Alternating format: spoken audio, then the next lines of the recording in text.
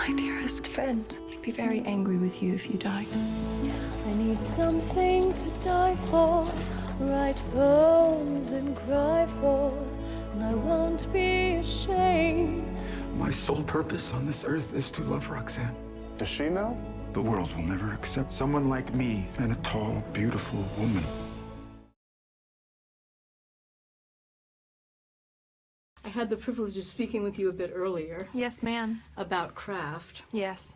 So tell me a little bit more about finding Roxanne in your actor terms. You mentioned animal characterization and choosing the fox. Yes, ma'am. Can you talk a little bit about why a fox?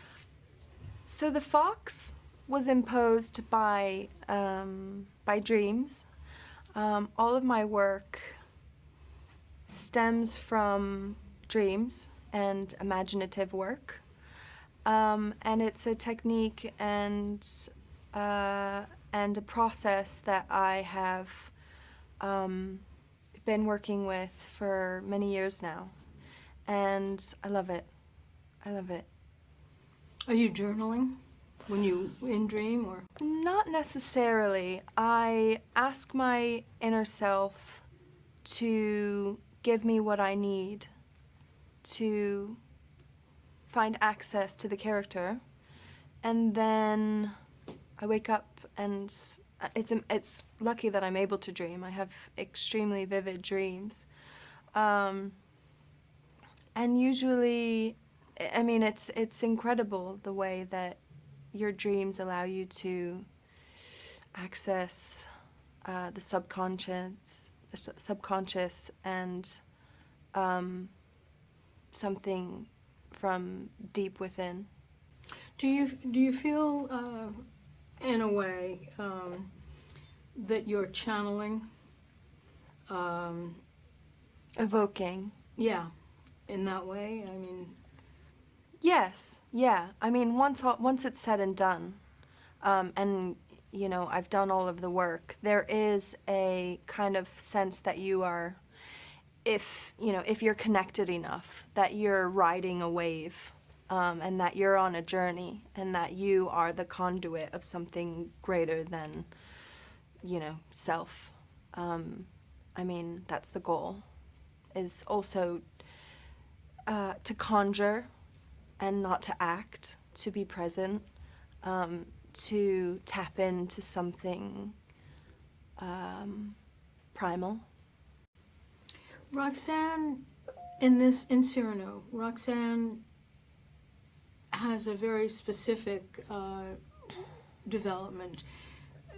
Her life at the beginning is quite chaotic. There's a lot going on around her. Yeah. And it's a world in which she is central to her own interests, but she's surrounded in a way by chaos. Even your physical being is a bit chaotic.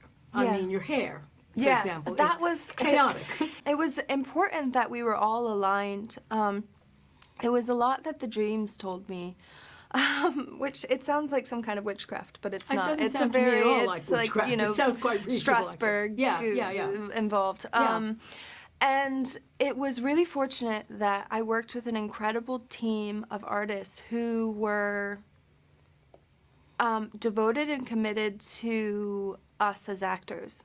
Not just me, but, and everyone has a different process. Every actor has a different process, but it was a true collaboration in that sense.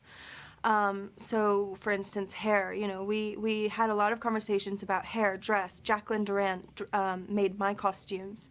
And we had conversations about materials and being translucent and having a lot of movement so that the chaos was also translated visually. So it was a very well-rounded visual language that we all were able to develop. And I think that hopefully that was translated on screen. It was. And hair, same. I wanted it to always look like it was blowing in the wind. And then as time goes on, it becomes more uniformed and more confined. Did the fox change in any way, over that period? I mean, because this Fox is so Agile, yeah, and quick on its feet. yeah, and also an integral part of your physical being when you're working as an actor, if you choose that. I remember, I remember living out, being in a storm, and then there was character, like work and instances, stuff from the dreams and imagination. There's something called active imagination, and so you're living out the dreams within the context of the script. And there was a peace that came over Roxanne, and just working from that feeling of peacefulness, or also music. So I'd listen to a specific piece of music, and then that would inform movement. Actually, I think the entire last scene of the film, there was a specific song. It was a Janis Joplin song.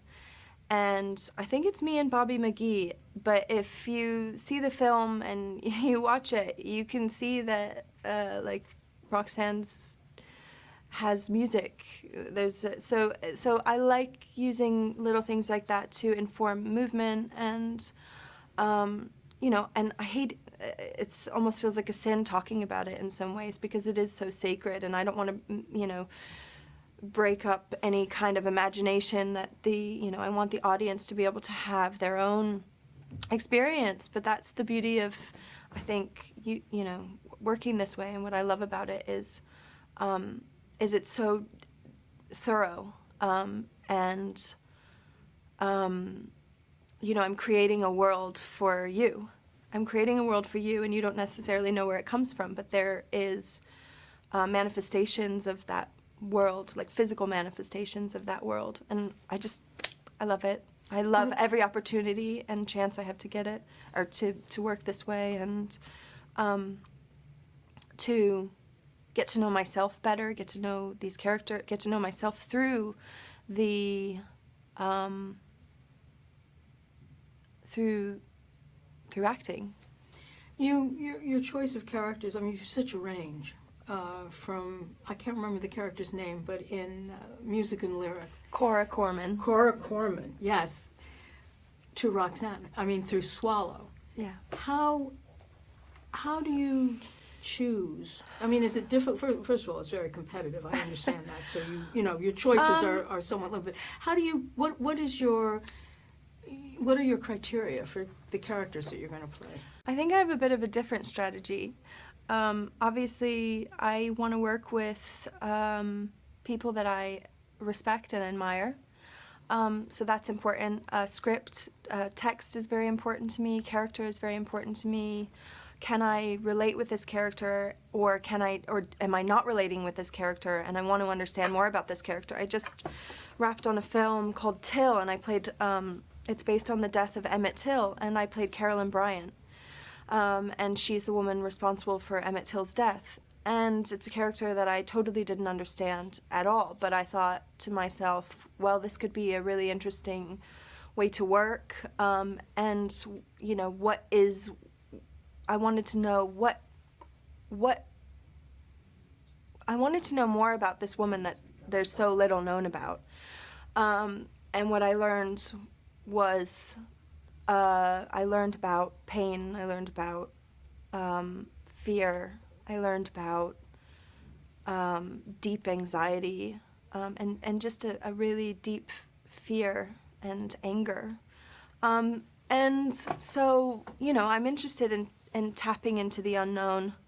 I think I'm rambling. I'm interested in tapping into the unknown, and like you said, it is competitive. It's competitive, but I'm competing with myself and myself only, and I think that that's important to continue to do that. And then, I produced Swallow, and I'm going to continue just developing my own projects, because that's been the most growth I've had. I have ambitions to you know, deepen my. I have ambitions to play lead roles, not because I want to be a movie star. I want to satisfy that need and that hunger I have to tell stories, and so, you know, I don't need to. I just need to do it myself, I think. That's great. And that's, you know, that's just going to be what I do.